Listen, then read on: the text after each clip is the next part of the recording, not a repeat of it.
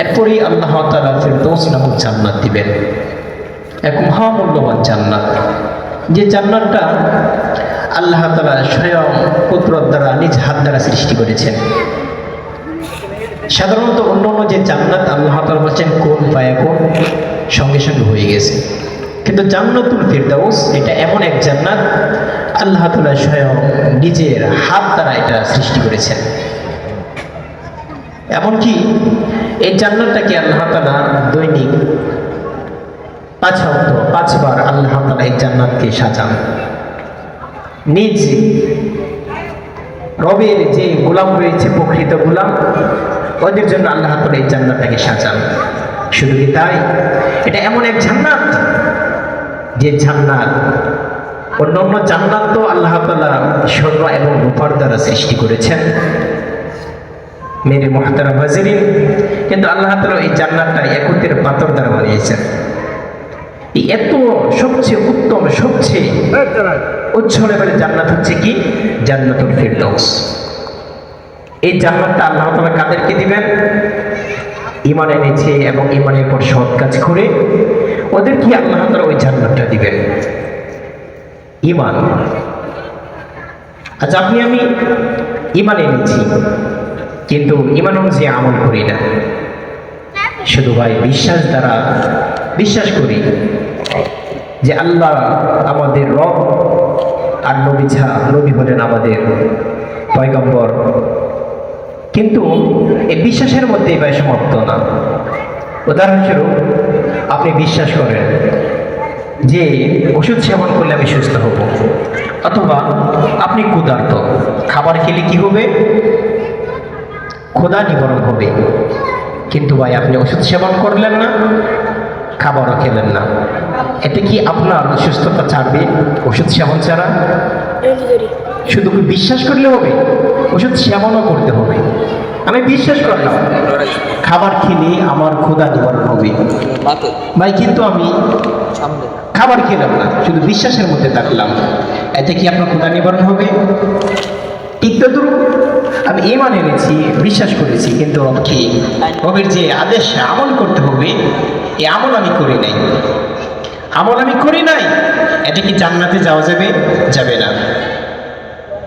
তাই আল্লাহ তাআলা বলতেছেন ইন্নাল্লাযীনা আমানু ওয়া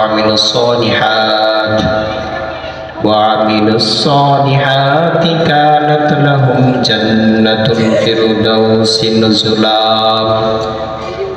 হে নবী উম্মতের দল, আল্লাহ তাআলা ওই জান্নাতটা সৎকর্মওয়ালা ব্যক্তিদেরকে দিবেন।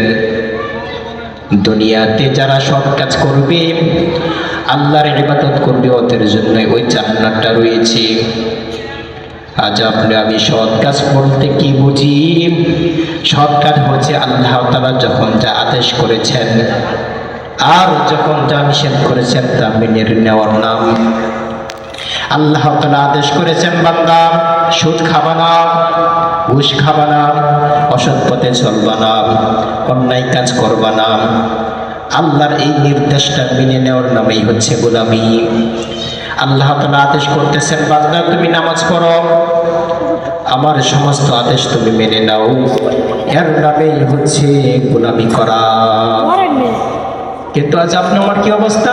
শুধু বিশ্বাস করি আমাদের সমাজে এমন কিছু মানুষ আছে, বলি নামাজ পড়ি না তো কি হয়েছে, সুদ খাই তো কি হয়েছে, টেলিভিশন দেখে তো কি হয়েছে, ঈমান ঠিক আছে। কি বলেন এরকম কথা? ঈমান ঠিক আছে, আরে ভাই তোমার ঈমান ঠিক আছে, এই রকম ভ্রান্ত কথা এর দ্বারাও কিন্তু ঈমান চলে যায়। তখন তার যে সৎ কাজ করবে আল্লাহ তাআলা ওদেরকে ফিরদৌস নামক জান্নাত দান করবেন। এই জন্য সংক্ষিপ্ত আলোচনা যেটা বুঝলাম ভাই, শুধু ঈমানদার জান্নাতে যাওয়া যাবে না, আমল করতে হবে। এই আমল, একটা আমলের জন্য হাসরের কঠিন ময়দানে আপনার বাইরে নিকট যাবেন, ভাই পরিচয় দিবে না। ইয়াউমা ইয়াফিরুল মারউ মিন আখিহি ওয়া উম্মিহি ওয়া আবিহি ওয়া সাহিবাতিহি ওয়া বানিহি। একটা নেকের জন্য তুমি তোমার ভাইয়ের কাছে যাবা, তোমার আপন মার কাছে যাবা, তোমার মা তোমার পরিচয় দিবে না। একটা নেকের জন্য তুমি পুরো হাসরের কঠিন ময়দান ঘুরবে, কেউ তোমাকে একটা নেক দিবে না। ওই কঠিন মুহূর্তে আল্লাহ তাআলা তোমার পাশে নেক আমল এসে তোমার পাশে দাঁড়াবে। এই জন্য ভাই নেক আমল করা, সৎ কাজ করা যত সম্ভব ঈমানের পর নিজের জীবনকে গঠনের জন্য, ঈমান অবস্থায় জান্নাতে যাওয়ার জন্য বেশি বেশি নেক কাজ করতে হবে। কি করতে হবে? সৎ কাজ করতে হবে। মানুষ যখন মৃত্যুবরণ করে ভাই, তো দুনিয়াতে সমস্ত কাজ বন্ধ হয়ে যায়। চারটা কাজ জারি থাকে। কয়টা কাজ? চারটা কাজ। একটা হচ্ছে আপনি সদকায়ে জারিয়া, যেমন মসজিদ বানালেন বা সমাজে একটা টিউবওয়েলের ব্যবস্থা করলেন। দ্বিতীয় হলো আপনার একটা কিতাব লিখলেন, যেমন একটা কিতাব লিখলেন, লিখে এটার দ্বারা মানুষ উপকৃত হয়, এটার দ্বারা আপনি সদকায়ে জারিয়া পাবেন। তৃতীয় হলো নেক সন্তান। কি সন্তান? দুনিয়াতে যদি নেক সন্তান রেখে যান, তো ওই সন্তান আপনার পাশে দাঁড়াবে হাসরের কঠিন ময়দানে। তো এই নেক সন্তান দুনিয়াতে রেখে গেছেন, অটোমেটিকভাবে আপনার ও যে নেক কাজ করবে সরাসরি চলে যাবে।